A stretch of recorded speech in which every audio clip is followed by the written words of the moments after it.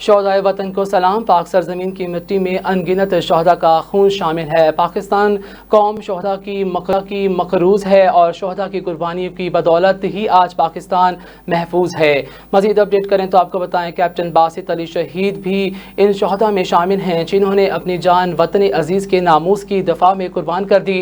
Captain Basit علی کی پیدائش 31 مارچ 1996 کو ہری پور میں ہوئی۔ کیپٹن باسط علی نے اپریل 2016 میں کمیشن حاصل کیا اور پاکستان آرمی کی بلوچ ریجمنٹ میں شمولیت اختیار کی۔ کیپٹن باسط علی کو 2017 میں 65 مقابلوں میں پاکستان آرمی کے بہترین آفیسر ہونے کا اعزاز ملا۔ جولائی 2021 کو ضلع کرم کے علاقے زیوا میں آپ کو دہشت گردوں کے خلاف آپریشن کا حکم ملا۔ آپ نے جان کی پرواہ نہ کی اور انتہائی بہادری سے لڑتے ہوئے 3 دہشت گردوں کو جہنم واصل کیا۔